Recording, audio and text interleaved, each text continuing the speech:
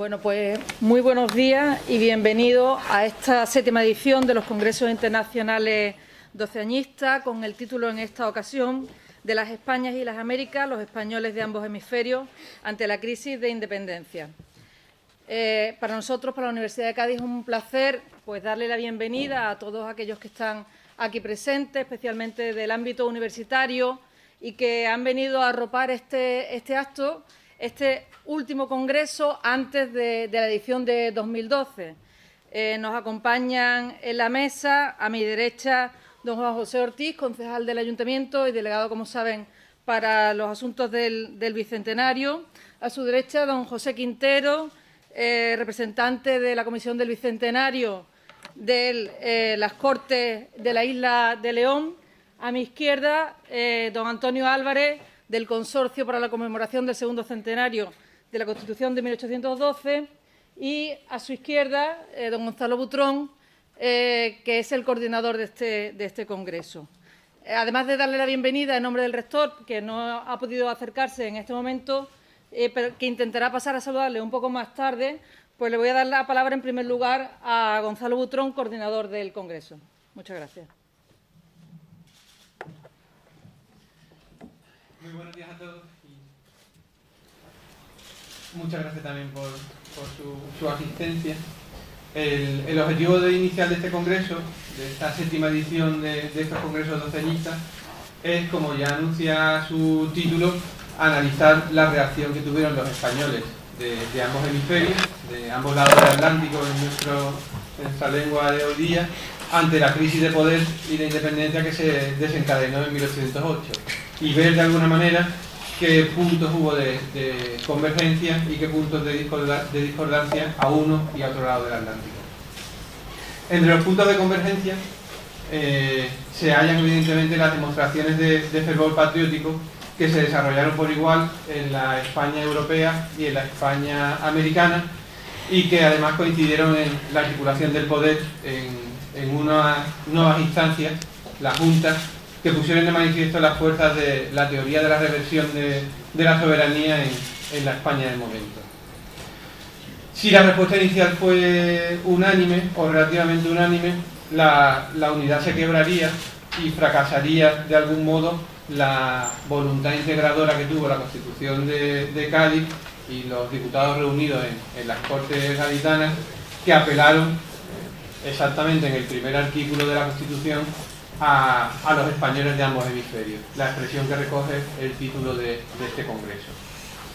A partir de estas ideas iniciales hemos montado un programa que espero que resulte atractivo y que dé lugar al debate y a la reflexión, que cuenta en primer lugar con la profesora Verónica Ebrard, que viene de la Universidad de París I, y también Inés Quintero, que viene de la Universidad Central de Venezuela, que reflexionarán precisamente sobre el planteamiento de la crisis en América, la primera de ellas desde una perspectiva más general y la segunda centrándose en el caso de Venezuela.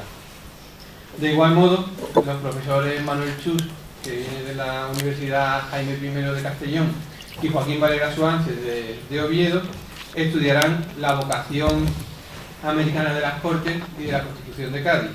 El primero haciendo un balance historiográfico del liberalismo gaditano, y el segundo repasando las tendencias de los modelos constitucionales presentes en las Cortes de Cádiz. En tercer lugar, los profesores Arno Bartolomei, de la Universidad de Niza, y Jesús Paniagua, de la Universidad de León, abordarán en sus respectivas ponencias la vertiente económica del cambio político fraguado en Cádiz en la época, y finalmente, en la última sesión del Congreso, los profesores Julio Sánchez, de la Universidad de Salamanca, y Tomás Pérez Bejo, del Instituto Nacional de Antropología e Historia de México, atenderán una de las líneas siempre cuidadas por estos congresos desde su primera edición, que no es otra que la de las imágenes y las representaciones de la Revolución. Esperamos que sus propuestas, así como la de los cerca de 20 comunicantes que participarán también en el Congreso, den lugar al debate y a la reflexión sobre todas estas cuestiones y todas las que puedan surgir en el tiempo en el que vamos a estar reunidos en esta sala. Este Congreso, organizado por la Universidad de Cádiz, no habría sido posible de todos modos, sin la colaboración científica y económica de la Casa de Velázquez, cuyo director de Estudios de Historia Moderna y Contemporánea, Stéphane Michonneau, ha hecho todo lo posible, aunque sin éxito, por estar hoy con nosotros y me ha pedido expresamente que pida disculpas en su nombre por su ausencia.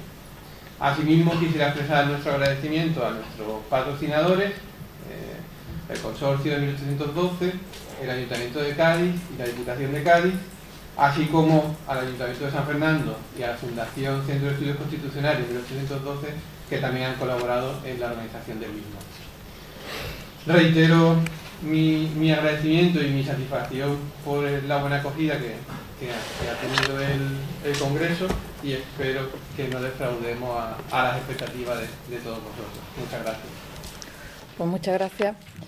A continuación interviene don José Quintero en nombre del Ayuntamiento de San Fernando. Ahí tenemos.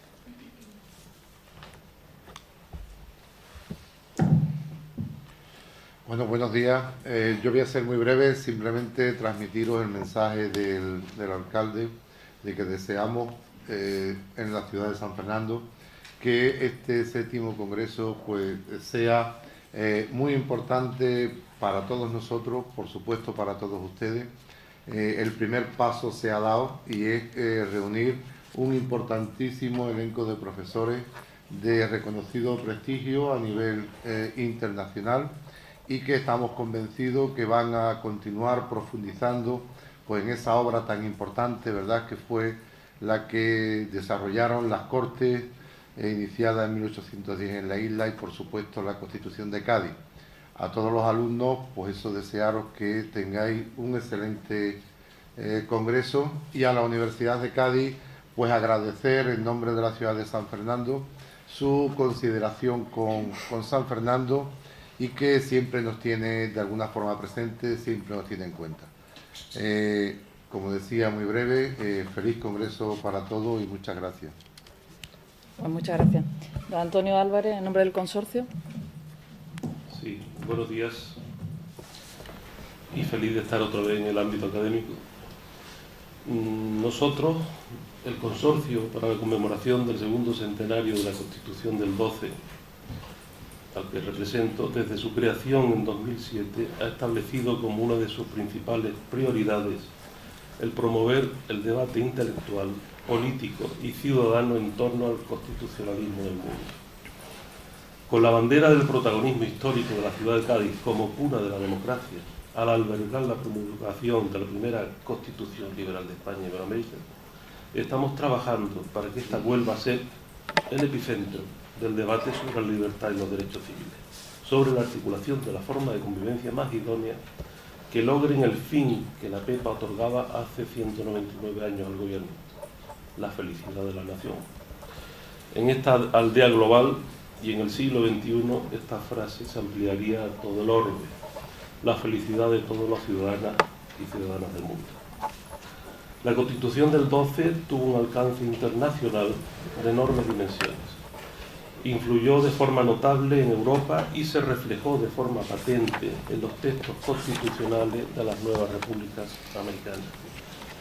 En este sentido, nos parece muy acertado que este año el 7º Congreso doceañista esté dedicado a analizar las Españas y las Américas, los españoles de ambos hemisferios, ante la crisis de la independencia. El espíritu transoceánico del evento de la PEPA 2012, como fecha que une ambas orillas del Atlántico en la celebración de la libertad y los derechos, es fundamental para entender la razón de ser de una conmemoración unida estrechamente a América. Decenas de diputados de aquellos territorios participaron del debate constituyente, trayendo a Cádiz las nuevas ideas ilustradas y llevándose consigo la impronta de este texto fundamental. Fue, por tanto, un viaje de ida y vuelta. Por un lado, contribuyeron a la redacción de una Carta Magna que suponía toda una revolución en ambas orillas, ya que igualaba a todos los españoles y les otorgaba la consideración de ciudadanos. Por otro lado, el espíritu de la PEPA navegó hacia Iberoamérica de mano de los diputados que habían representado las Cortes a la tierra de ultramar y fueron incorporados a los nuevos ordenamientos jurídicos que conformaron los nuevos estados políticos que nacieron tras los procesos de emancipación. Todos estos aspectos serán objeto de reflexión y análisis en esta nueva cita del Congreso Internacional Doceañista, que llega a su 7ª edición, con el mismo éxito y calidad en su planteamiento que ya imprimiera en su origen, cuando se diseñó el proyecto. En este sentido, queremos agradecer a la Universidad de Cádiz su trabajo, esfuerzo y compromiso con el Bicentenario del 12, y esto lo decimos con absoluta sinceridad y agradecimiento. Porque desde la creación del consorcio, la universidad ha sido un estupendo compañero de viaje con la que hemos compartido multitud de iniciativas conjuntas: el Congreso Andalucía de la Constitución del 12, el ciclo de conferencias del constitucionalismo, convocatoria de becas, el máster de estudio hispánico, la organización de cursos de veranos, etc. Y lo más importante, la universidad ha sido la primera institución que se ha unido al consorcio para crear la Fundación Cádiz Libertad. Somos cofundadores casi ya, no está constituida, pero somos ya casi cofundadores de esta Fundación Cádiz Libertad, entidad que será la encargada de gestionar el legado del Bicentenario del 12 a partir de la fecha de disolución del consorcio y cuando finalicen todos los actos conmemorativos. Es una fundación que tendrá entre sus principios de actuación la tutela de los derechos humanos y la protección de la libertad y la democracia como valores superiores del ordenamiento jurídico en cualquier sociedad europea o americana. Para conseguir estos propósitos, la Fundación creará el Observatorio de los Derechos, la Libertad y la Democracia como centro para promoción y desarrollo de estos valores en el espacio político, social y cultural euroamericano. Esto es esencial. El inicio de todas las instituciones que han sido importantes y están siendo importantes, muchas veces parte de cero, pero es el momento de soñar, es el momento de comprender la importancia de un hecho como la Fundación Cádiz Libertad, que escapa de los aspectos localistas que son absolutamente necesarios e importantes, puesto que aquí en Cádiz se desarrolló la Constitución del 12, pero que salta fuera en un proyecto de Estado, un proyecto de toda la comunidad latinoamericana.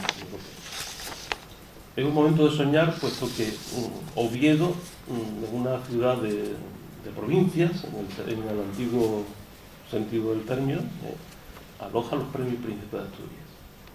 Es el momento de iniciar un proyecto que puede ser importante y que Cádiz se constituya una vez más como el faro de la libertad y la democracia en el mundo.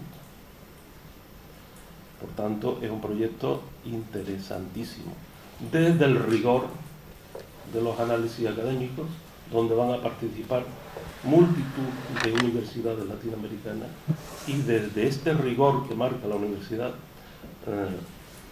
tenemos todo el funcionamiento por delante. Es el proyecto que a mí personalmente más me interesa. Y finalmente, la universidad y el consorcio del Bicentenario somos conscientes de la oportunidad del futuro que este evento supone para la Bahía, y por ello trabajamos y seguiremos esforzándonos para que Cádiz sea en el 12 y para siempre un centro de referencia a la democracia moderna. Este congreso es una muestra de ello. Muchas gracias. Pues muchas gracias. A continuación interviene don Juan José Ortiz en nombre del Ayuntamiento de Cádiz. Muchas gracias, querida vicerrectora. Buenos días a todos. En primer lugar, evidentemente, tengo que excusar a la alcaldesa, que por motivo de agenda parlamentaria, como todos sabéis, es congresista, pues está ahora mismo ocupada en esa agenda parlamentaria. Me encomienda que les dé la bienvenida en nombre de la ciudad de Cádiz y, evidentemente, que pasen una estancia provechosa, no solo en cuanto a las jornadas se refieren, sino en cuanto a la ciudad.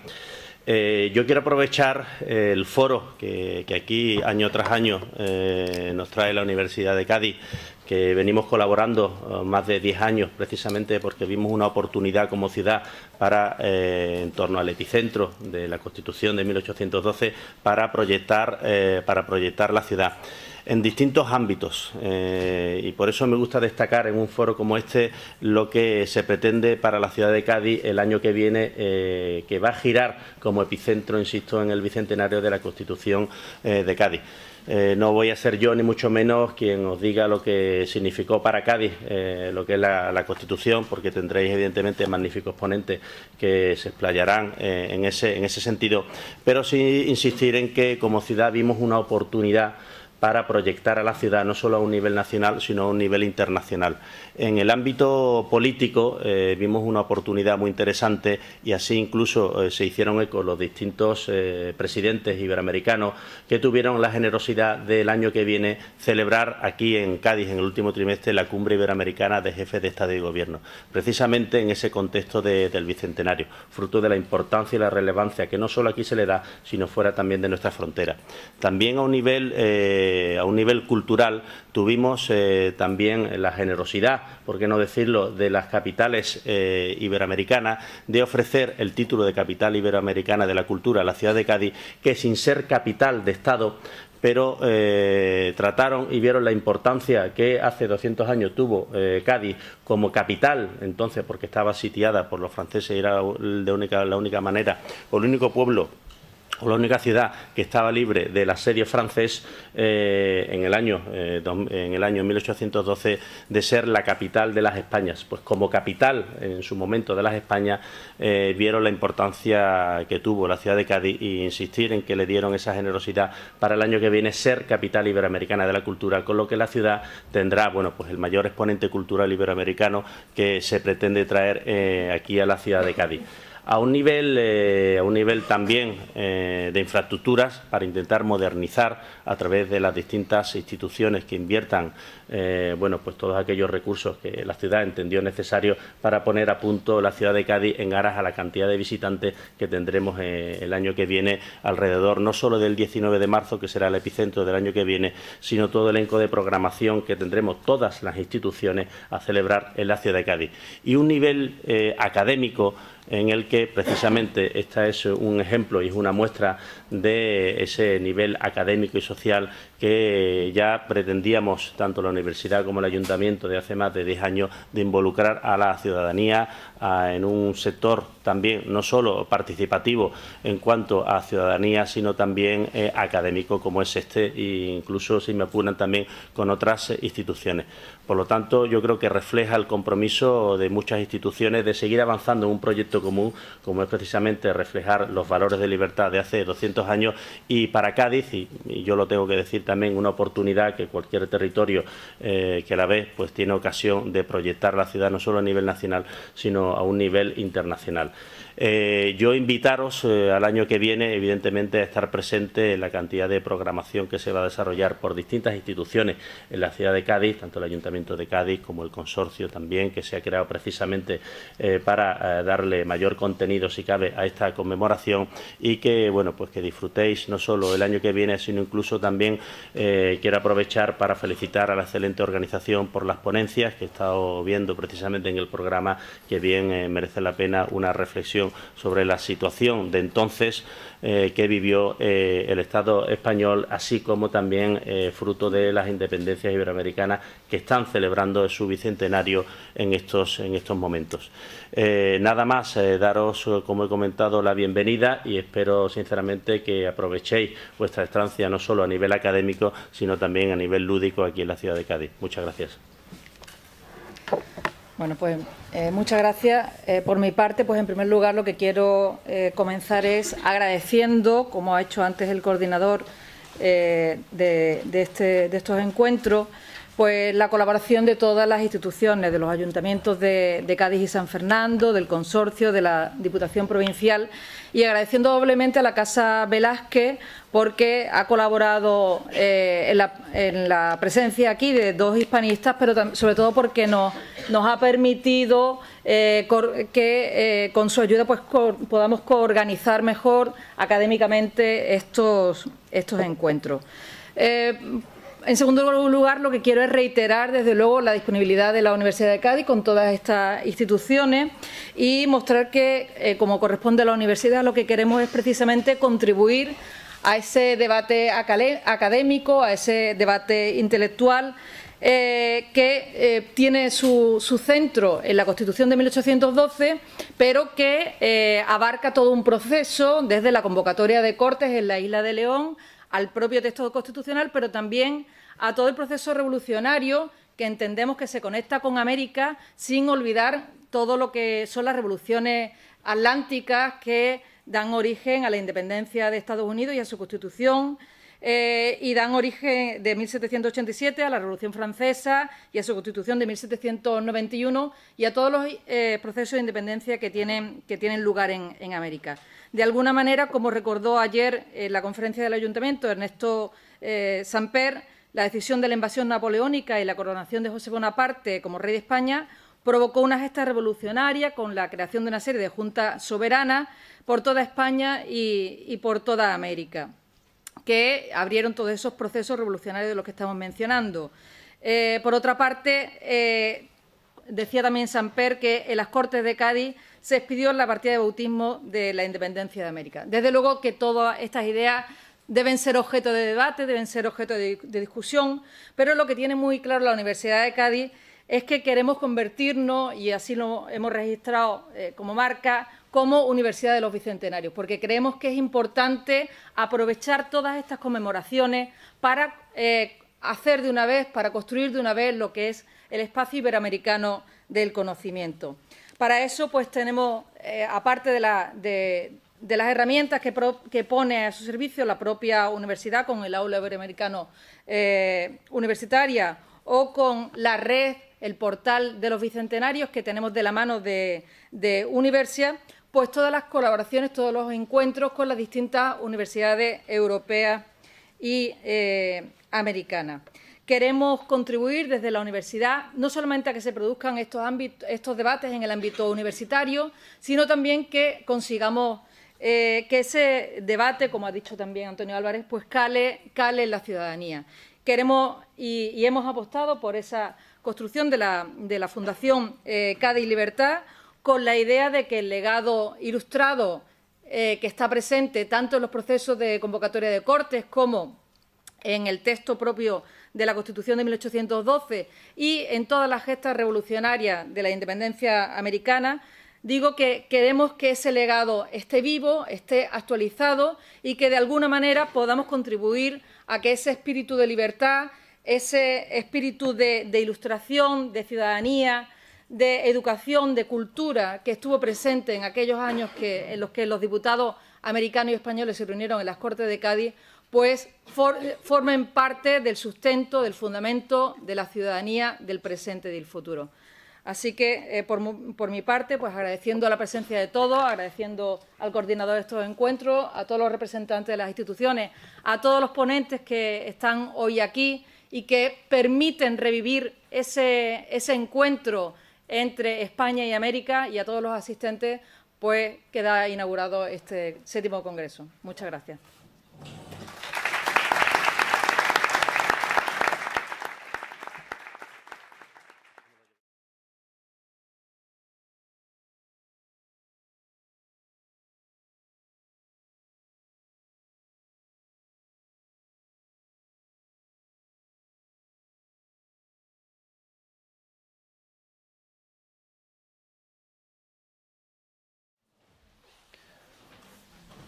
Pues dicho esto, es para mí un placer poder presentaros a Véronique Ebrard, que es doctora en Historia por la Universidad de París, donde defendió una tesis cuyo título en español sería La nación por el discurso, Venezuela, de 1810 a 1830. Tiene una larga trayectoria investigadora y en la actualidad ocupa un cargo un poco desconocido para los españoles, porque su traducción sería ingeniera de estudios o de proyectos, ingénieur d'études, en un prestigioso centro de investigación francés, en el CRALMI, el Centro de Investigaciones de Historia de América Latina y del Mundo Ibérico, perteneciente a la Universidad de París I. Pertenece igualmente a la unidad o al grupo de investigación MASIPO, que reúne investigadores del Centro Nacional de Investigaciones Científicas, el equivalente a nuestro CSIC, a la Escuela de Altos Estudios de Ciencias Sociales de París y a dos universidades parisinas, la 1 y la 10. Y es una unidad de investigación que que se centra, como responden a sus siglas, a los mundos americanos, a sociedades, circulación y poderes en el entorno cronológico que más o menos nos ocupa hoy. Bueno, es mucho más amplio, ¿no? En realidad. Sus investigaciones, como el propio título de su tesis indica, se han centrado no solo, pero sí especialmente en la historia política de Venezuela en la era de las independencias, y ha prestado especial atención tanto al análisis del discurso de la construcción de la nación, como a las vías de compromiso y movilización de la población civil durante las guerras de independencia. Cuenta con numerosas publicaciones en esta línea. Su libro resultado de la tesis, La Venezuela Independiente, bueno, está en francés, pero La Venezuela Independiente, Una nación por el discurso, 1808-1830, publicado en París por L'Harmattan en 1996, y también numerosas contribuciones en revistas y libros colectivos de proyección internacional. Ha participado, por ejemplo, recientemente en el Diccionario Político-Social del Mundo Hispanoamericano con el trabajo El concepto nación en Venezuela, 1750-1850. También participó en una obra colectiva publicada por la Casa de Velázquez con el sugerente título Sombras de Mayo, Mitos y Memoria de la Guerra de Independencia, con un trabajo titulado El oligarca, figura infame en la Venezuela en guerra, siglo XIX. También tiene otros trabajos en la revista de Indias, Patricio Soldado, ¿qué uniforme para el ciudadano? O en Historia y Sociedad de América Latina, Ciudades en guerra y sociabilidades en Venezuela, 1812-1830, o La construcción de una memoria en Venezuela, del buen uso... El buen uso del olvido sería, ¿no? Más o menos. Sí. 1810-1830. También en Historia y Sociedades de la América Latina, en este caso en el número 2. Esto es solo una pequeña muestra de su larga trayectoria investigadora. Como podéis comprobar, su especialidad es la historia de Venezuela en la época de la independencia, pero ha hecho un esfuerzo importante y ha atendido nuestro encargo en esta conferencia inaugural, presentar una visión general del periodo en el Imperio Español, y esta tarde tendremos ocasión con Inés Quintero de centrarnos en el caso de Venezuela. Tenemos la suerte también de contar con varios comunicantes que nos van a presentar trabajos sobre Venezuela, así que parece casi un monográfico el día de hoy sobre este país, pero eso nos permitirá, espero, tener un rico y amplio debate sobre la cuestión de la independencia americana. No os entretengo más, os dejo con la propia Verónica Ebrard, que nos va a presentar su ponencia sobre España y su imperio, del lealismo a la ruptura, 1808-1812. Muchas gracias. No sabía que yo había publicado tantas cosas. Primero yo quería agradecer a Gonzalo Prudón y a Stefan Michonneau que me invitaron para participar a este congreso que me permite volver en esta ciudad que visité hace ya mucho tiempo y que significa mucho para los historiadores que trabajan sobre este periodo. Entonces me recuerdo que yo había caminado en las calles para ver todas estos símbolos del periodo, que fue a la verdad muy emocionante para mí, y estoy muy contenta de tener esta oportunidad de volver en esta ciudad y de compartir el debate con los colegas y los estudiantes que están en la sala. Quería también pedir disculpas por mi español, porque no es mi idioma materno. Entonces, ustedes van a escuchar un español un poco afrancesado. Bueno, el título de mi ponencia es España y su imperio de la lealtad a la ruptura, desde 1808 hasta 1812. Voy a ir un poco más allá de la fecha de 1812 y voy a hablar de cosas que ya son conocidas para empezar la ponencia, pero me pareció importante para encuadrar lo que quiero presentar. El origen de este tema de investigación o de reflexión es una otra reflexión que hice, y Gonzalo habló de uno de mis artículos, sobre la dialéctica memoria-olvido, que me planteé a partir del análisis del proceso de independencia en el caso venezolano. Dialéctica que conllevaba las paradojas, creo, de la ruptura y de la dificultad de asumirla a ciertos niveles. Ahora bien, compartiendo esta reflexión con otros colegas, trabajando sobre otros espacios de América, nos dimos cuenta que era posible, de un cierto modo, modelizar esta reflexión. Entonces, lo que propongo en esta ponencia es una lectura americana del proceso y, sobre todo, en términos de cultura política. Pues, de hecho, en un primer nivel, somos, en este periodo de crisis de la monarquía, frente a una reacción al acontecimiento, en el sentido definido por la historiadora francesa Arlette Farge, a los acontecimientos, pero cuya fisonomía revela con fuerza la homogeneidad con la cual, de los dos lados del Atlántico, las decisiones son justificadas en el instinto mismo de estos acontecimientos. En este sentido, el recurso a las juntas como una de las respuestas en cuanto a práctica arraigada en la cultura política hispánica respondió a la necesidad de mantener la cohesión del cuerpo político acéfalo, otorgándole una nueva cabeza, lo cual permite afirmar con nuestro colega Richard Oquellet,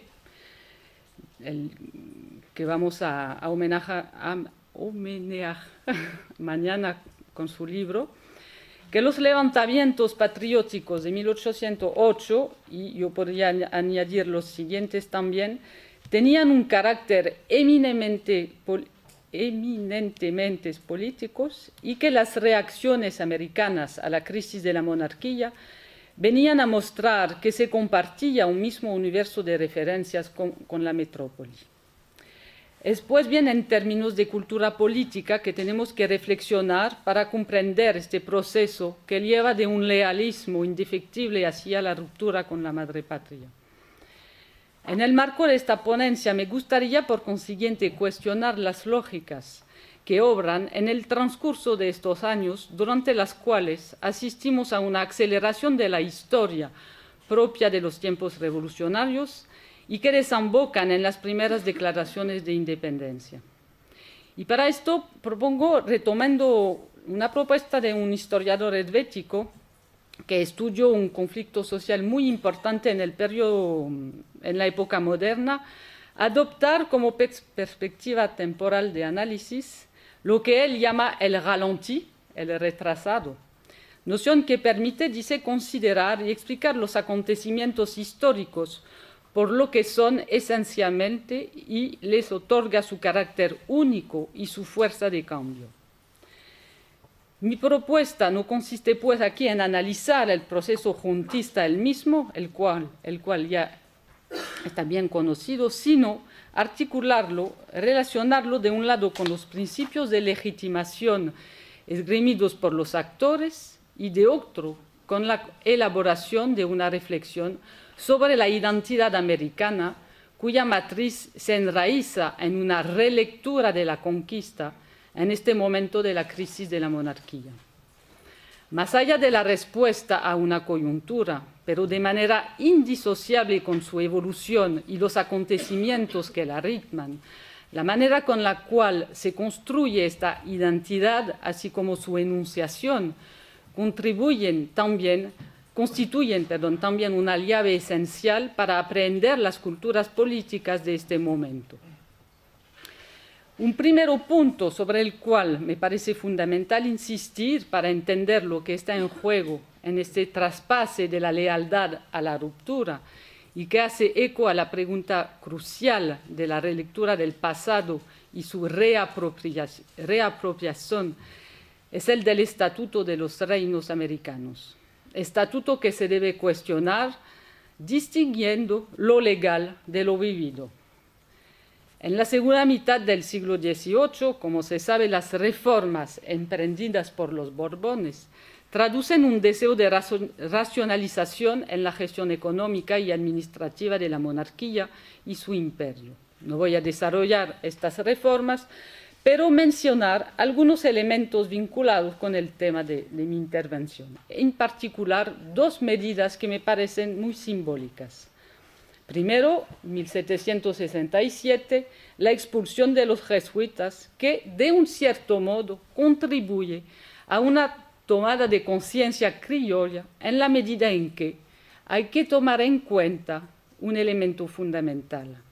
No se trata de una expulsión de los jesuitas, sino de un exilio para los jesuitas, que en su mayoría son criollos y que va a tener por consecuencia, entre otras, una primera manifestación de esta dificultad para España de entender una cierta realidad americana. Segunda reforma simbólica, 1778, el Reglamento de Libre Comercio, que abre la navegación a una veintena de puertos en la península y su imperio. Además, esta reorganización provoca un aflujo de peninsulares en América, esencialmente altos funcionarios y comerciantes que integran los organismos oficiales en los cuales son empleados y en las compañías también de comercio.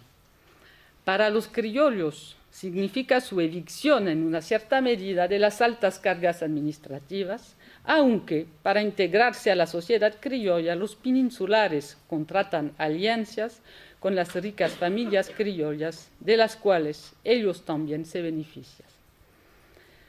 Los criollos deben adaptarse a estas lógicas impuestas por las reformas y conciben resentimientos. Basados en un sentimiento fuerte de desposeimiento, da forma a lo que se llamó los famosos agravios americanos. Los escritos de la época testimonian de este rencor expresada en primer lugar por estos jesuitas exiliados. Es en particular el caso de la famosa carta a los españoles americanos de Vizcardo y Guzmán, originario de Arequipa, y publicada después de su muerte en Londres a iniciativa de Miranda. Verdadera condena de la empresa española en América, reivindica que el Nuevo Mundo, cita, es nuestra patria y su historia es la nuestra. Al mismo tiempo que formulan estos agravios, piden reformas que tomarían en cuenta la realidad americana y los intereses de sus habitantes. Además del acceso a los puestos, esas reivindicaciones se inspiran de los principios liberales de la economía política, en particular la exigencia de una verdadera legislación a favor de la libertad de comercio. Sin que sea explícito, esta lógica, basada en una evaluación de las riquezas del suelo, conlleva una dimensión que no está estrictamente económica. Esta concepción de la patria es, a la verdad, el preludio a una redefinición de las estructuras políticas y abre el debate de fondo sobre el Estatuto de las Indias. A nivel jurídico, estas constituyen un conjunto de reinos integrados a la Corona de Castilla, pero en el marco de las reformas, estos son más y más frecuentemente considerados como colonias en el sentido moderno de la palabra, que privilegia más la finalidad económica de la empresa, así como el prima de los colonos. De hecho, dos concepciones se chocan. El absolutismo es a favor de una concepción más centralizada e integradora del imperio, cuando los criollos son apegados a una concepción más contractual. Dentro de esta dicotomía, el comercio desempeña un papel central, pues por el absolutismo la búsqueda de riquezas, cuya finalidad es aumentar la potencia del príncipe, así como la voluntad de luchar contra los particularismos de las provincias americanas, contribuyen a lo que, retomando una palabra del historiador francés Philippe Castellon, se puede llamar la tentación colonial. Esta afirmación de una especificidad de América, de una identidad criolla, y esta reivindicación de ser asociados a la gestión de su patria se cristaliza a finales del siglo XVIII, principalmente en reacción de resistencia a estas reformas, pero también como respuesta a la leyenda negra. Sin embargo, y es importante, no significa, por tanto, un cuestionamiento de la pertenencia a la monarquía. Esta evolución, que lleva de la contestación a la ruptura, se produce precisamente a favor de la crisis de 1808. Segundo punto. De hecho, es en este contexto, a la vez de recelo y expectativa, que se produce la invasión de la península por las tropas napoleónicas durante el invierno de 1807-1808, seguida de las abdicaciones de Carlos IV y Fernando VII, y su cautiverio y la llegada al trono de José Bonaparte. Pero es ahora preciso preguntarse, ¿qué ocurre en América? Entre estos primeros acontecimientos de la crisis, la resistencia española y la formación de las juntas y luego de la Junta Central, cuyo objetivo, con el anuncio de elecciones generales por el decreto del 22 de enero de 1809, es precisamente asegurarse la colaboración de América. Primero, hay que esperar que las noticias lleguen del otro lado del Atlántico, pues el problema de la distancia es un elemento central para entender la manera de reaccionar frente a los acontecimientos peninsulares, del mismo modo que la manera a veces desorganizada, pero también parcelaria, con la cual llegan estas noticias. Primero, no hay que olvidar que no se tiene noticia de la invasión sino en julio de 1808, y que da inicio a las primeras reacciones americanas caracterizadas por una ola de lealismo para con los Borbones y de rechazo de los franceses. Las fuentes americanas muestran el mismo patriotismo exaltado, la misma fidelidad a Fernando VII, la misma determinación de resistencia contra el invasor de la península, pero también la misma necesidad de una autoridad segura que no sea sospechada de colaboración con los franceses y legítimas, lo que da origen a la constitución de las primeras juntas desde julio-agosto de 1808. Su primer objetivo, asumir de nuevo el poder soberano dejado vacante por el rey y, tal como en la península, se proclaman todas Junta Suprema Conservadora de los Derechos de Fernando VII. Son constituidas a iniciativas de las ciudades principales y a nombre de los mismos referentes, en particular el derecho a la insurrección del pueblo en caso de ruptura unilateral del pacto entre el rey y sus sujetos.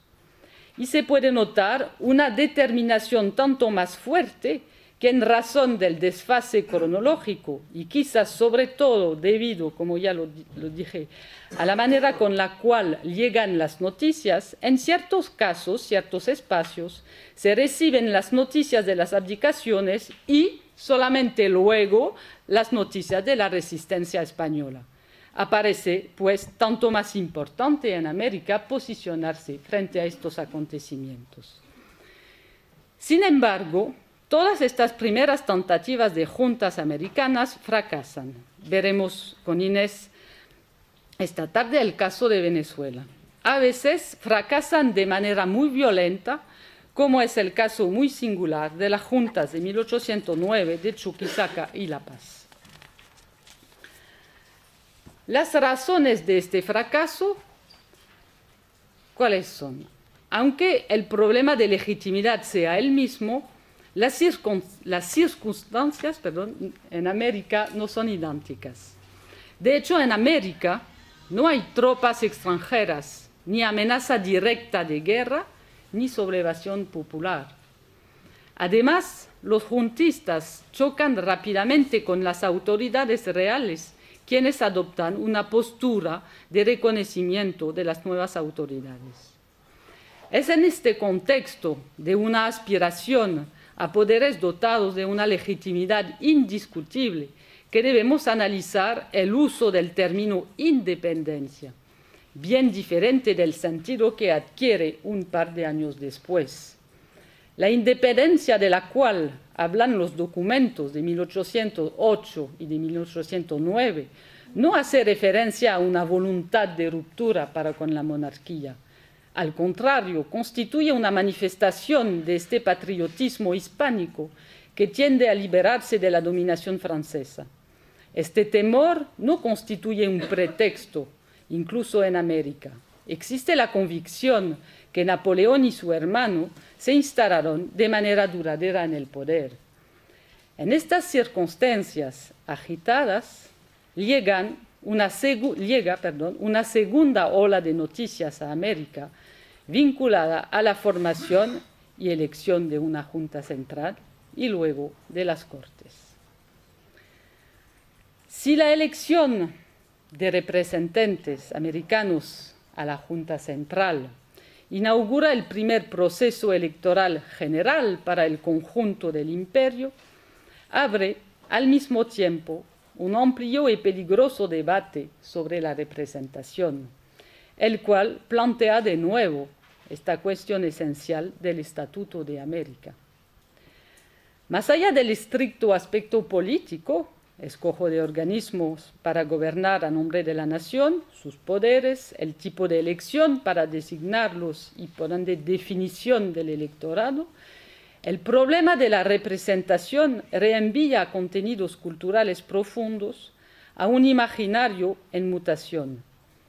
¿De qué manera se concebía esta nación española cuyos miembros son dispersos sobre dos continentes? De una manera tradicional, en un conjunto de reinos, órdenes y cuerpos, o de manera moderna, es decir, un conjunto de individuos ciudadanos. Y dentro de este conjunto, ¿qué lugar reservar a América? Pregunta fundamental, pues podemos considerar que en gran parte es su mala resolución que conduce a las primeras proclamaciones de independencia. De hecho, en dos ocasiones, las autoridades de la península dan, se podría decir, no sé si la palabra es muy exacta, un tropezón político y estratégico vinculado a esta cuestión delicada de la representación. El primero, ya hablé de él, es el decreto del 22 de enero de 1809, invitando a las provincias americanas a elegir a sus representantes para la Junta Central. Revela de un cierto modo la miopía de España, pues el texto mismo del decreto confirma el estatuto efectivo real, entre comillas, de América, es decir, más bien un conjunto de reinos subordinados, incluso, pues se emplea la palabra colonias. Además, la participación americana, como se sabe, no aparece como un derecho, no es vivido como un derecho, sino como una concesión de la corona para agradecerla de su lealismo y apoyo a la resistencia peninsular. Desigualdad de tratamiento que se refleja en la repartición de los representantes, 9 para América y Filipinas, 36 para la península. Es por esta razón que, a pesar de la satisfacción de poder participar por primera vez al poder, la recepción de esta noticia se acompaña de un fuerte sentimiento de hostilidad y humillación. Más allá de los derechos de los criollos, es su identidad que se encuentra despreciada. En derecho se les debe otorgar una representación igual. En caso contrario, el pacto que les vincula al rey podría ser considerado como roto. Esta dinámica es particularmente bien ilustrada por la publicación este mismo año 1809 del famoso Memorial de Agravios del neogranadino Camilo Torres, pero también con la publicación de la representación de los hacendados del río platense Manuel Moreno. Estos agravios, consecuencias directas de las reformas, son presentados en estos textos como realidades más antiguas. Se enraizan, según esos autores, en el no respecto de los privilegios acordados inicialmente por la corona a los primeros conquistadores, en particular en relación con la posesión de la tierra y el acceso prioritario a los cargos administrativos, y que debían transmitirse a sus descendientes.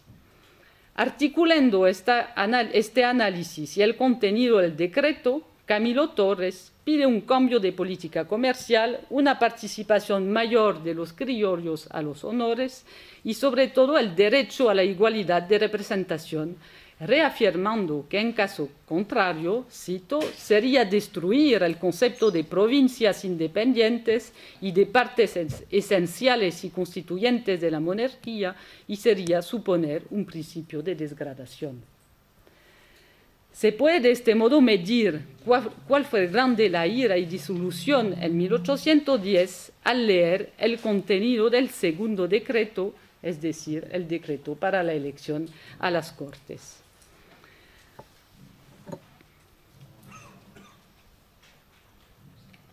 Sin embargo, esta condena se limita a esta fecha al absolutismo borbónico y la solicitud de reforma se expresa en el sentido de una voluntad de retorno a las libertades antiguas. Choque de las temporalidades entre las dos riberas del Atlántico es en este mismo momento, finales del año 1809, que Francia lleva a cabo su contraofensiva en Andalucía.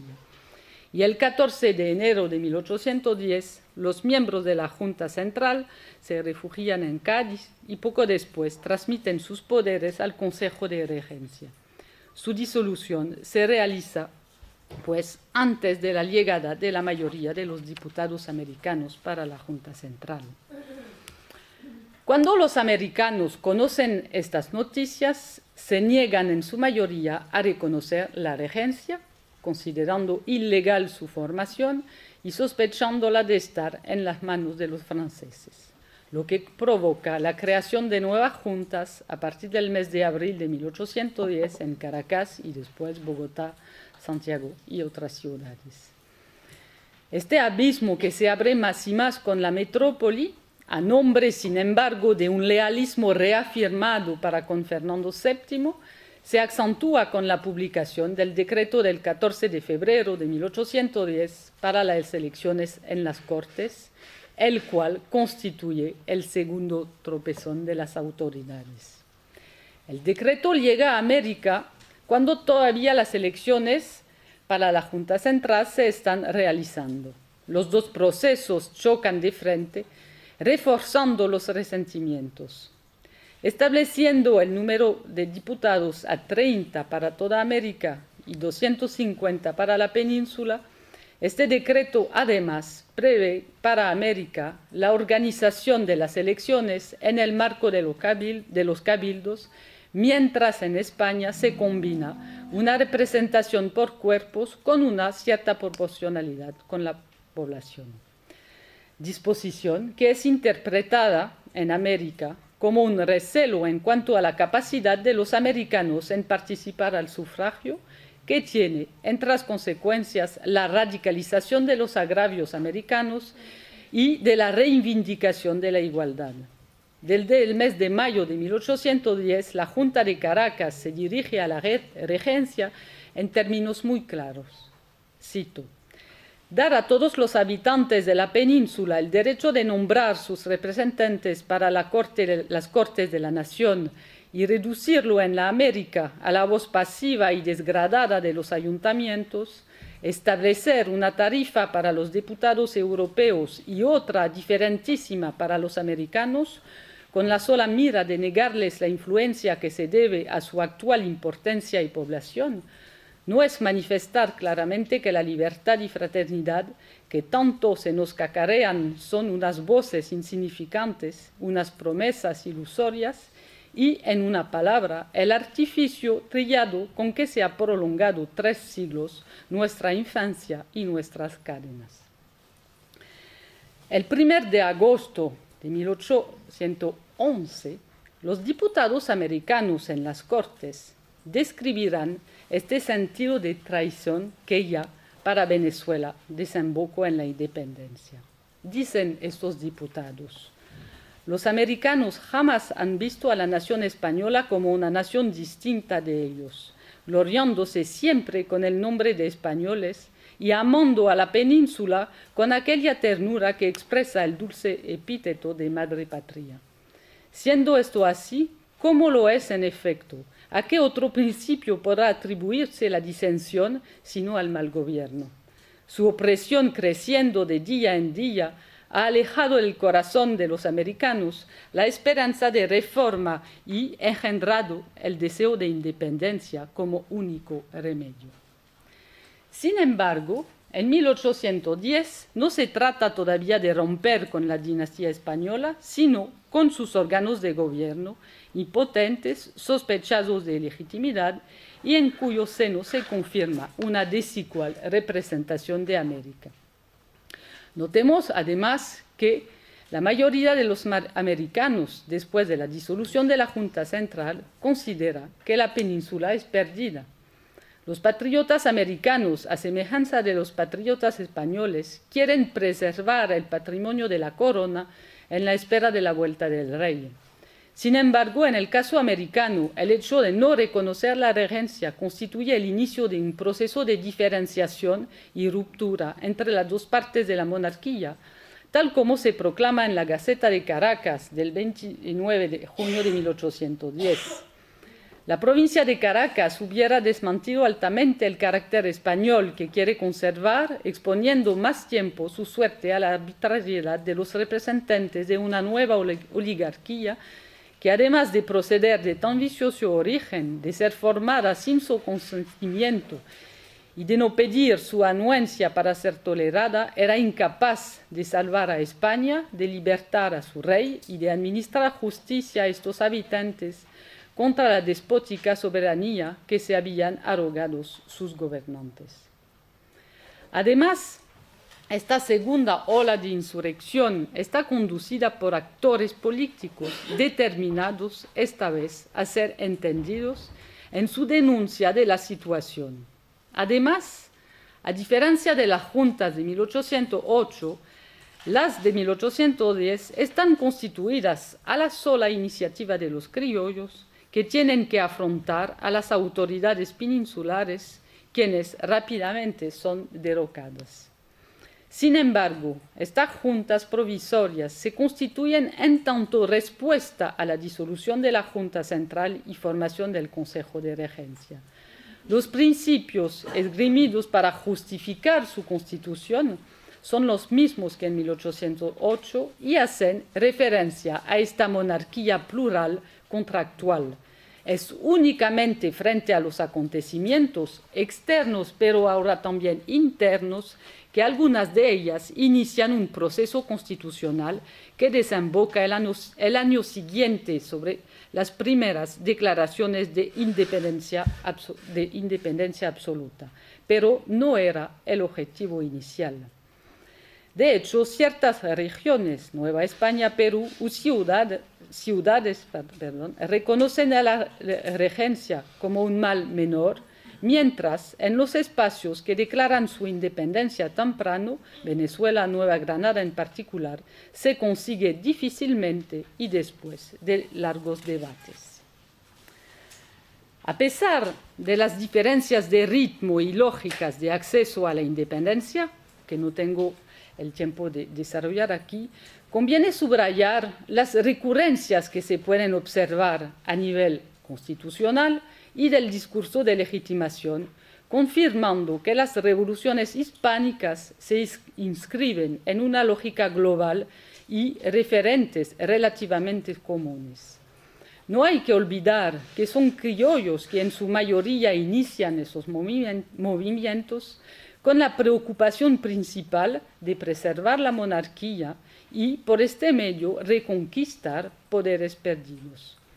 Tal como lo planteé con Geneviève Verdeau al escribir la introducción del libro Homenaje de Richard O'Kelly, la acefalía del reino era una circunstancia excepcional capaz de revelar en toda su amplitud las estructuras profundas de la monarquía y el imaginario de los actores que actúan dentro de un marco político y cultural coherente y común.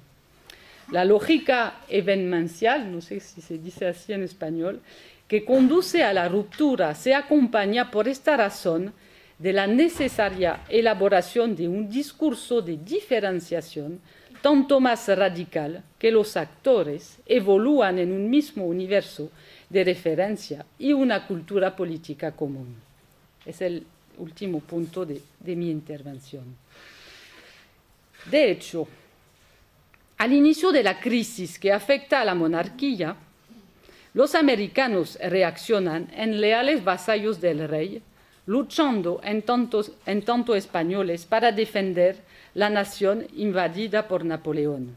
Es una ocasión de elogiar los valores profundos de España y valorizar las potencialidades del Nuevo Mundo. Esta crisis permite a los españoles de los dos continentes redescubrir lo que les une y les da el sentimiento de pertenecer a una misma comunidad histórica y de cultura.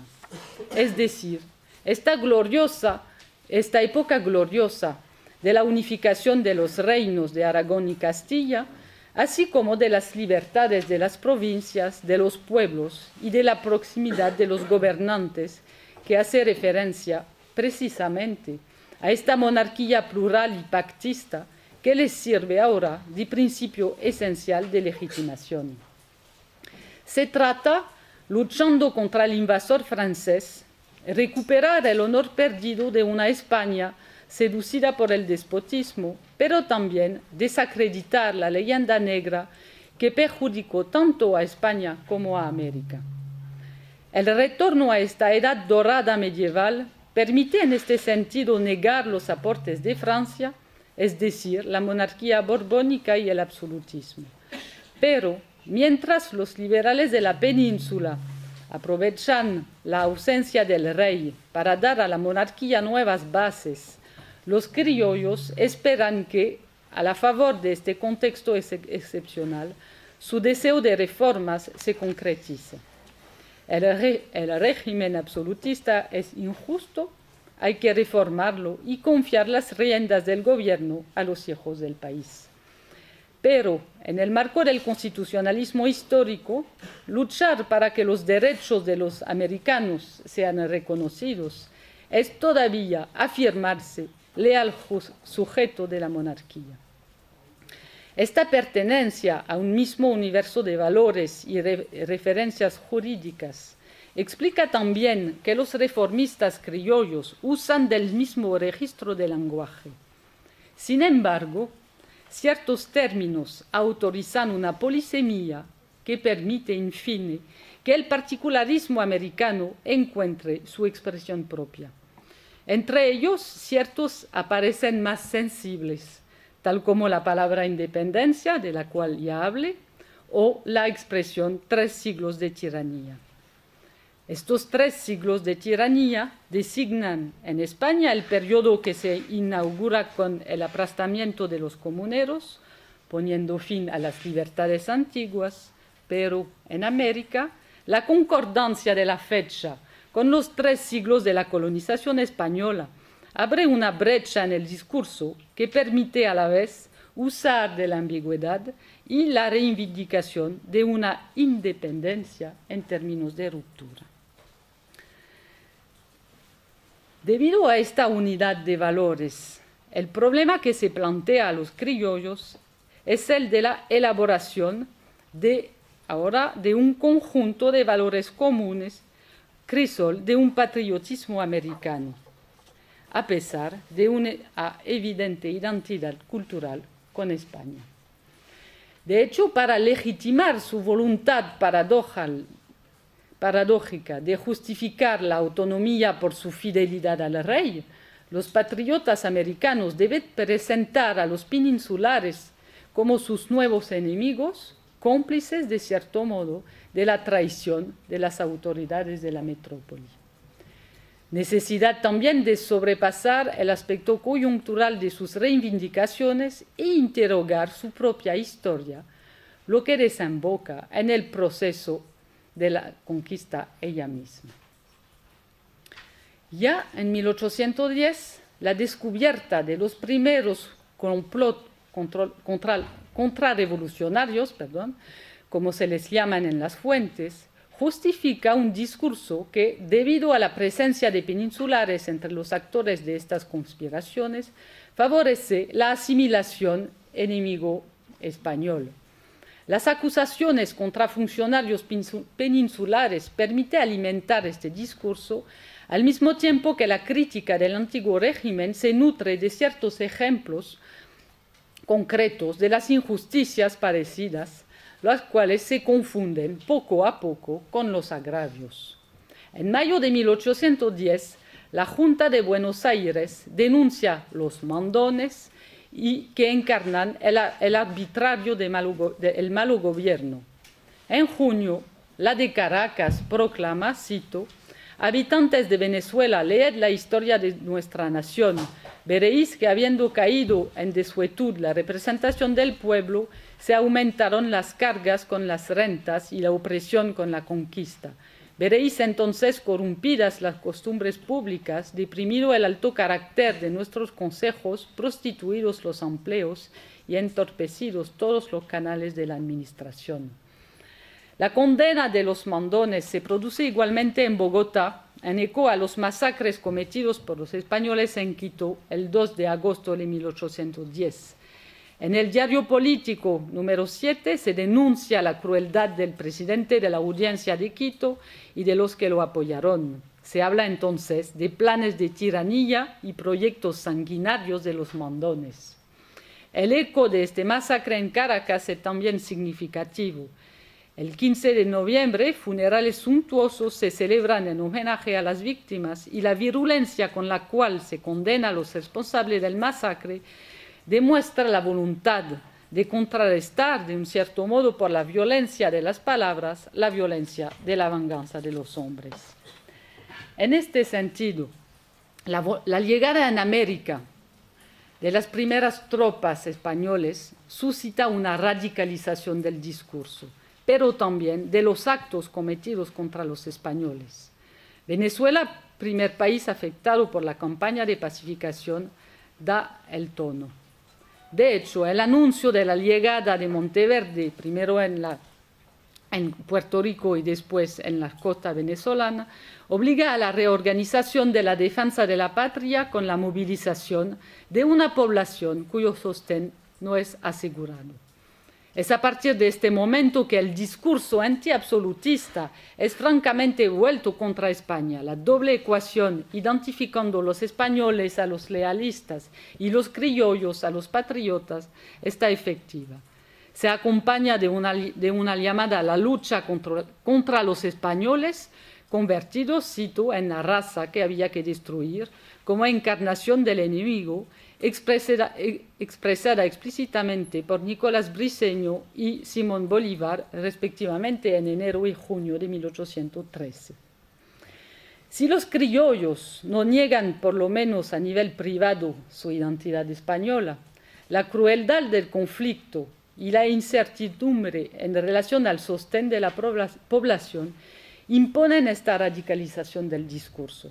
Es preciso demonizar el enemigo de hoy y desacreditar los conquistadores de ayer para legitimar su propia empresa, lo cual abre el camino para emprender la revisión de la leyenda negra, es decir, que se condena no solamente la conducta de los españoles durante los 3 siglos, pero también el desacrédito padecido por los americanos y su territorio.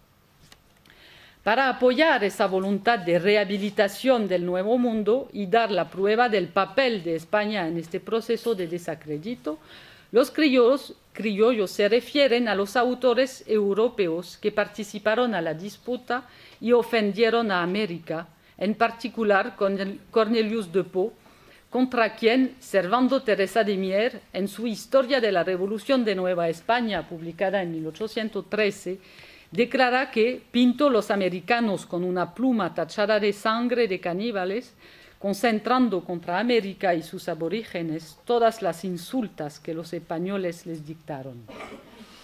Esta empresa de rehabilitación se acompaña de un proceso de deslegitimación del rey, cuyo corolario es la afirmación de los derechos naturales. ¿Me queda cuánto tiempo? ¿Sí? La ilegitimidad del pacto entre América y el rey es utilizado como argumento central como argumento central de la obligación de reciprocidad entre los contratantes, en virtud de la cual el soberano debe promover los derechos, los intereses y el bien de sus vasallos que tienen el derecho de anular el pacto si el rey no satisface a sus obligaciones. Ahora bien, en la medida en que el cautiverio del rey no hace parte de las categorías previstas en las leyes fundamentales del reino, la soberanía vuelve al pueblo. El presidente de la Alta Corte de Justicia de Venezuela, durante su juramento al acto de independencia, sintetiza muy bien esta lógica. Dice: ella significa que un pueblo, por lo menos de la América española, entrando en el orden de la naturaleza y de los designios con que fue criada la especie humana, se compone ya de hombres reintegrados en la dignidad de tales, que éstos, con sus descendientes, se han sobrepuesto al abyecto estado de semi-hombres o semi-bestias a que los tenía condenados el bárbaro sistema colonial, adoptado por la ambiciosa y avara corte española desde el descubrimiento de esta notabilísima parte del mundo. Esta combinación del trabajo de deslegitimación, de denegación de la persona del rey y de los efectos de la guerra, desemboca en un rechazo general de la presencia de los españoles en América. Constituye una base para la unión de las diferentes partes de América a fin de dotarse de una identidad común.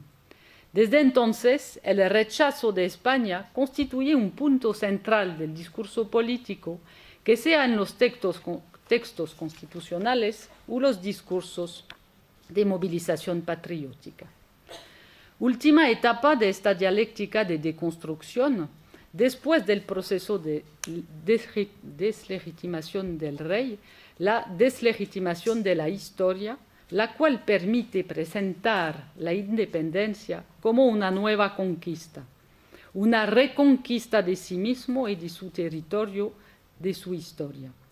En esta perspectiva, se trata de destruir todo lo que edificaron los españoles durante los 3 siglos de tiranía.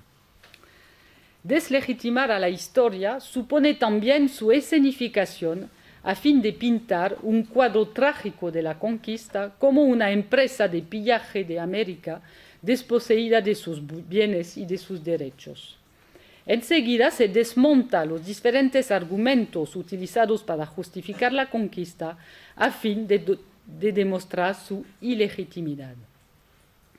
Además, la conquista, que podía justificarse únicamente en caso de sometimiento voluntario de un país o en caso de enfrenta grave, se dice en los textos, no fue el caso de América. Este argumento es desarrollado en particular por Bernardo Monteagudo, del Alto Perú, en su cito diálogo entre Fernando VII y Atahualpa en los Campos Elíseos. Se inspira de un libro de Fontenelle. Este encuentro que plantea entre los dos soberanos demuestra el carácter inicuo de la desposesión de la cual fueron víctimas uno y otro, y insista sobre la barbarie de los pseudo-civilizadores, quienes no sembraron nada sino, dice, la desolación, el terror y la muerte.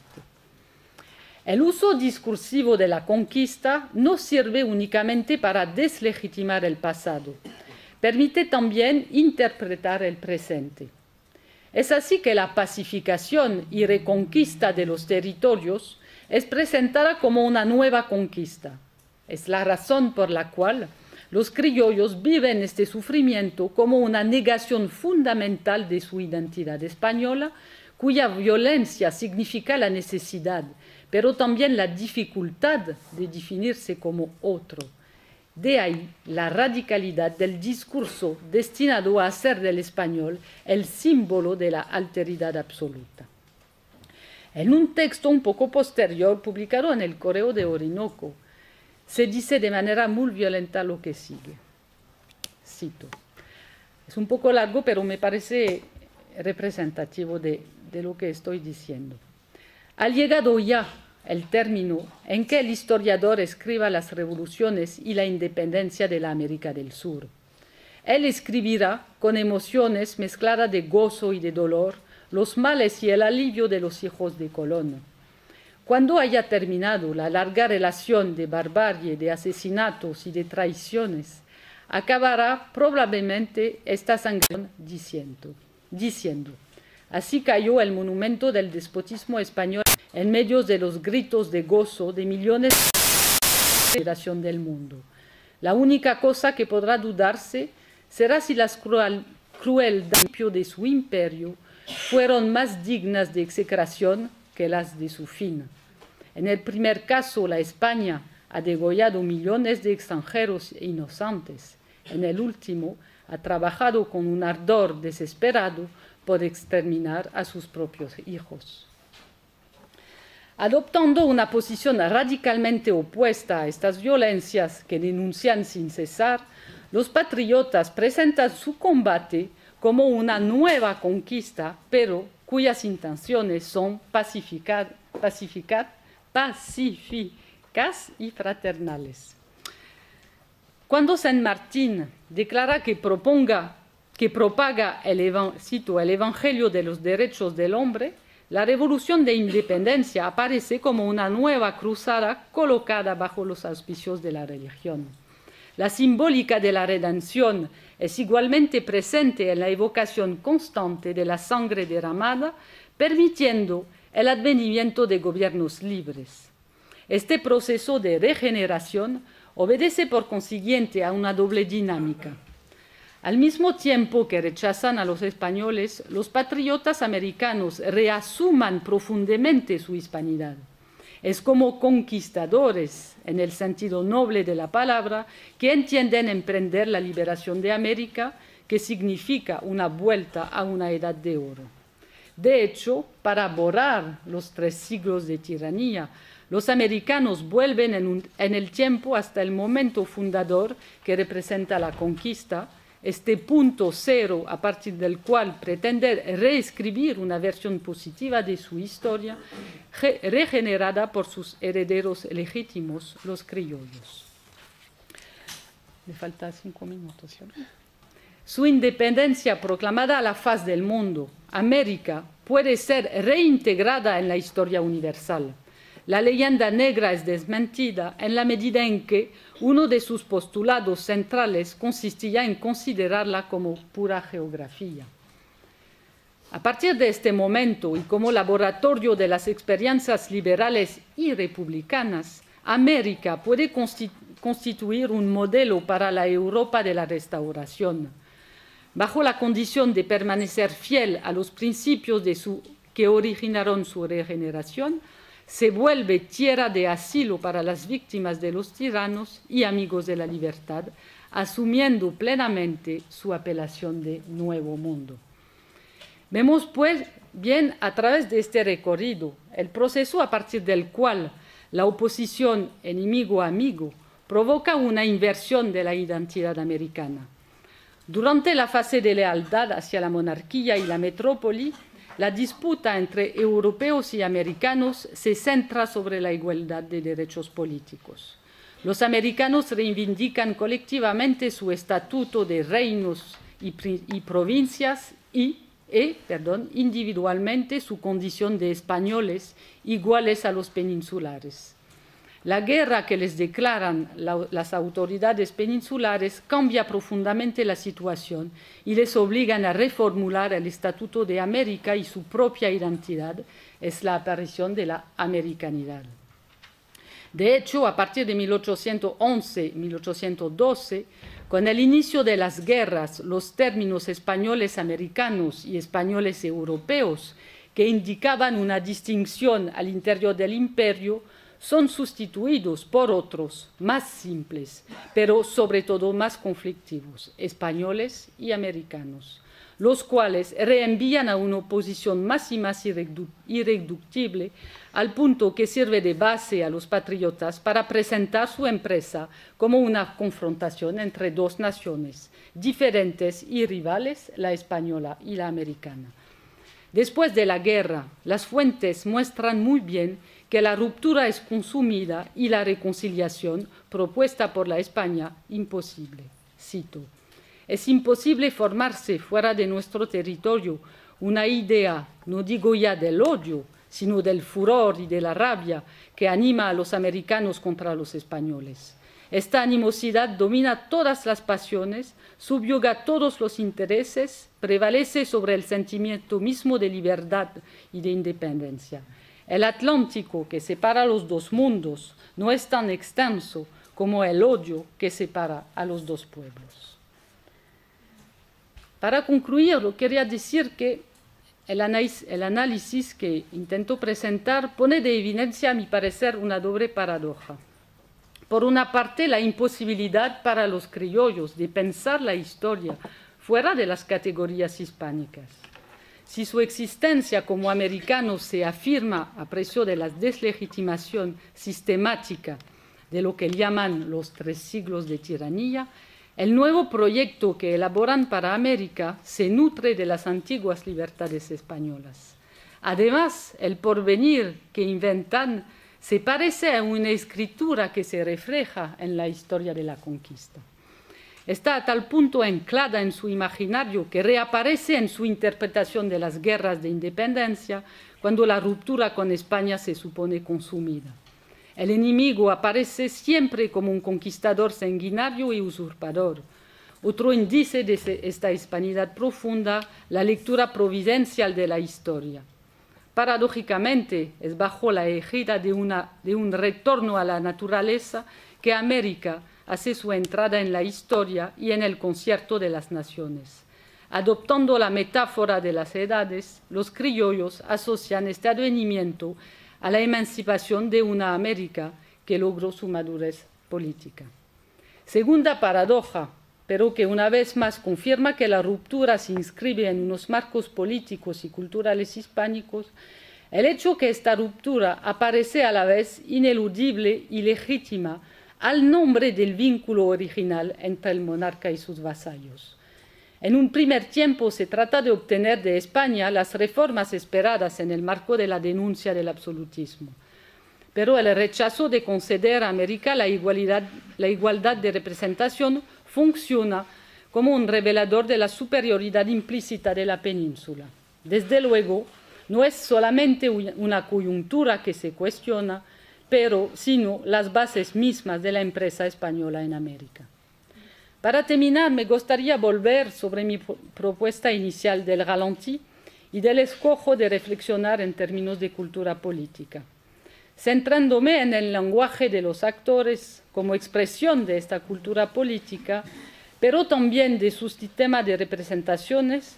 Este enfoque permite, de mi punto de vista, integrar la dimensión simbólica contenida en estos lenguajes que remiten a más de un sistema de referencia y alojan a menudo diferentes capas temporales de sentido.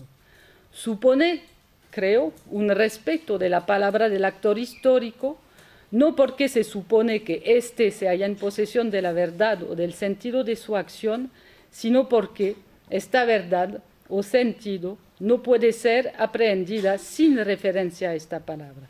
Muchas gracias.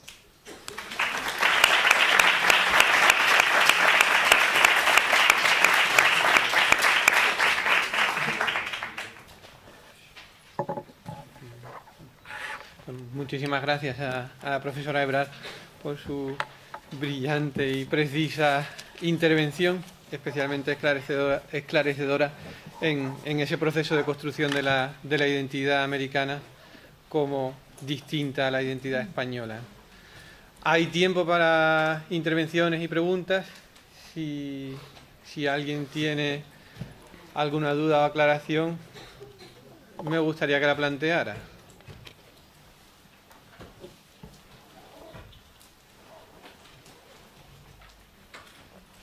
Inés Quintero.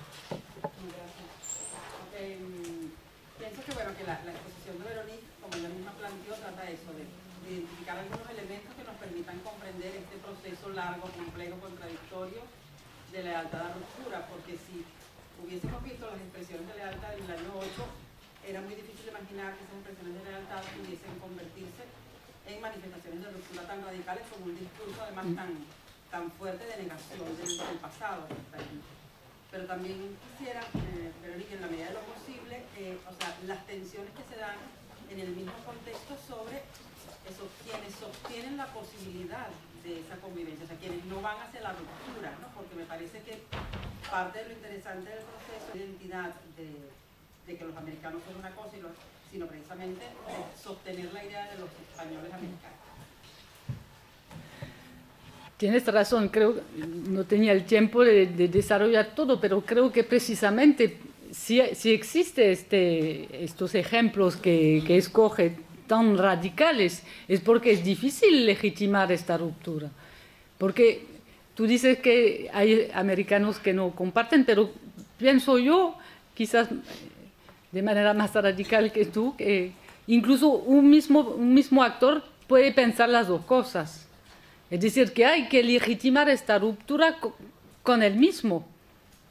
Y nos remite a algo más antropológico que únicamente histórico. Es difícil romper con él mismo. Y el momento de la crisis y los errores que hubo de las dos partes permite abrir una brecha. Y en esta brecha se precisa tener un discurso muy radical. Y creo, porque la última cita es una cita de 1810, del 18, que un poco más tarde, y se siente la ruptura, creo que después a partir de 1820, la ruptura ya es más integrada. Pero antes es muy difícil plantear esa ruptura, porque incluso las independencias tempranas como la de Venezuela, de la cual vas a hablar, no se hace tan fácilmente, y no he tenido el tiempo, lo había previsto por si acaso, pero hablé en un momento que había problemas exteriores, una reacción a los acontecimientos exteriores y una reacción a los acontecimientos al interior, es decir, que hay una fractura también al interior de cada espacio para saber qué escoger, qué hacer, que no es tan fácil, más allá del discurso y de los instrumentos jurídicos que tienen para justificar esta independencia. No se hace fácilmente a nivel de las representaciones y de la identidad. Sí. Me gustaría que aclarara un poco más cuando ha hablado del lenguaje, como un lenguaje que al principio se presenta en las declaraciones como ambiguo, que utiliza la polisemia de alguna manera para intentar, yo no sé, intentar una determinada estrategia que ya estaba en la mente de aquellos dirigentes, o bien el hecho de que como las noticias llegan tarde, el lenguaje también tiene una evolución con relación a los hechos, a la evolución de los hechos. En relación con el lenguaje, creo, hice mi tesis, se la llamó Una nación por el discurso, porque se me planteó este tipo de problemática. Creo no hay siempre una intencionalidad de los actores en la palabra que usa. Es una palabra escrita, entonces hay un tiempo de reflexión entre lo que piensa y lo que se escribe. Pero creo que los acontecimientos son muy rápidos. Yo hablé de una aceleración, creo que en tiempo de crisis hay una aceleración del tiempo y la reacción a los acontecimientos, por eso constituyen reveladores de las representaciones. El uso sobre la polisemia de las palabras, hay un uso intencional, creo, pero también hay un uso que hace parte de las representaciones. ¿Qué significa independencia en 1808? No creo, a pesar de excepciones de movimientos más radicales, porque existía. No se puede imaginar que ningún actor pensó en la independencia en el sentido verdadero de la palabra. Se podía pensar la independencia. Pero cuando ocurre la crisis en 1808, no se estaba convencido que hay una convicción que se va a conseguir a reformar la monarquía y el imperio. Y que la ruptura no es una fatalidad ni un proyecto tan elaborado. Es frente a los acontecimientos que finalmente hay un momento que hay que escoger. Entonces, este juego sobre la polisemia de las palabras, creo que hay las dos cosas. Igual con la palabra pueblos, que no desarrollé en la ponencia, porque abre un análisis que podría durar horas y horas, porque hay un juego que nosotros podemos percibir, porque sobre todo en español, que pueblo se remite al pueblo moderno que se usa en francés, pero a los pueblos como en tanto entidad administrativa, al pueblo como patria chica. Pero los actores al mismo tiempo saben que existe esta polisemia. Y hay un debate en el caso venezolano, en el momento de la crisis, en el marco de la República de Colombia. Y los actores pelean para decir, tenemos que acabar con esta polisemia. Tenemos que ser claros. Cuando empleemos pueblo, ¿a qué remite esta palabra? Entonces, se sabe muy bien que hay una polisemia que la modernidad política agudiza, además, sobre todo en el tema de independencia y de pueblo. Había también una intervención. Sí, bueno, antes que nada me ha gustado mucho lo que has contado, Veronique, pero un poco en el sentido de lo que decía Inés, a veces corremos el riesgo de, no creo que sea tu caso, pero tal como estamos haciendo la exposición puede pasar que confundamos lo que no deja de ser propaganda política en tiempos de guerra con los hechos. Claro. Entonces, la verdad es que habría que ver qué es lo que estaba ocurriendo, porque lo que tú nos has expuesto es lo que los actores estaban contando, pero eso no está reflejando una realidad, sino que quiere construir una realidad. Desde Claro. luego, yo coincido absolutamente con Inés que esos mismos individuos que estaban haciendo un discurso profundamente agresivo y de diferenciación, pueden unos años después, unos años antes, incluso en el mismo momento, hacer un discurso profundamente hispánico, por decirlo de alguna manera. Hay un caso que es paradigmático en el caso mexicano y que además lo ha citado, que es Fray Servando Teresa de Mier. Fray Servando Teresa de Mier puede escribir cómo estos pinches gachupines lo único que llevan son 300 años chingándonos los españoles, y 2 páginas más adelante en sus mismas memorias decir, bueno, pero yo soy castellano viejo, con casa solar en la montaña, etcétera, etcétera. Entonces, yo ni siquiera creo que eso sea en 1828 ni 1820, se va a prolongar durante todavía mucho tiempo, y sí que habría que distinguir un poco el discurso, que yo creo que has analizado muy bien, de lo que estaba ocurriendo en realidad, que tengo la impresión de que fue una cosa mucho más compleja. Y por eso que dije en un momento que hay lo que resiente a nivel individual y privado y lo que hay que decir a nivel público, y por eso también que hablé de la necesidad de convencer a una población. No hay un levantamiento popular como en España, en América. La gran diferencia es esta. Es decir, que claro que lo que cite son artículos de periódicos que tienen una vocación de publicización de un discurso, pero al mismo tiempo es revelador de algo, de esta necesidad para convencer una población, cual que sea, que hay esta ambigüedad entre este sentimiento profundo de compartir una hispanidad y de hacer parte de un marco cultural y de identidad que es semejante a la península, y esta necesidad ontológica de diferenciarse para justificar la ruptura, que sea para hacer propaganda o que sea para convencerse a sí mismo, creo. ¿Alguna otra intervención? Si no hay intervención, a mí también me gustaría hacerle una reflexión, en este caso, con el paralelismo que hay en la península, en la que también se define, demoniza a un enemigo, como bien ha señalado, y esa definición y demonización del enemigo permite de alguna manera, aunque sea difícil generalizar, cohesionar a los españoles y hacerles reflexionar sobre su identidad. En América, la definición y la demonización del español europeo o de la España europea, ¿cohesionó en algún momento o es posible calibrar eso? Los americanos se definieron frente a los españoles como americanos, pero en un corto plazo cada uno al final viaja por su camino, ¿no? O emprende su camino. Viaja por su camino, pero lo que me parece interesante es que en los textos siempre, hasta finales de los años 20, cuando se habla de este problema, se habla de América, mucho más en los textos que de Venezuela, Argentina, México. Se reflexiona en el marco de la americanidad, porque si ya es difícil definir una americanidad radicalmente diferente de España, como definirse como mexicano, que todavía la palabra no se emplea mucho, como venezolano, como argentino, que los territorios no son...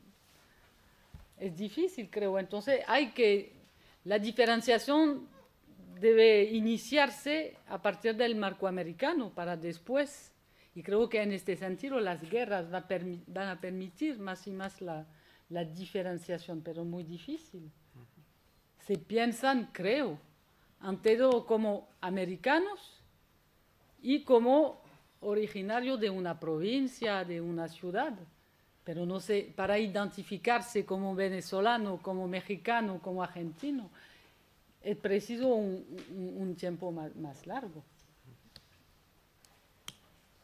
Sí, no, que en ese sentido, además existen hasta los años 20, entrados los 20, dos proyectos que van en el camino de lograr cierta unidad en ese continente. Sí. Entonces, será después cuando las burguesías más locales de cada uno de los futuros países tomen el control de los destinos a partir de su poderío que se lo da en muchos casos el puerto, cuando ese continente proyectado como nación sea alcanzado.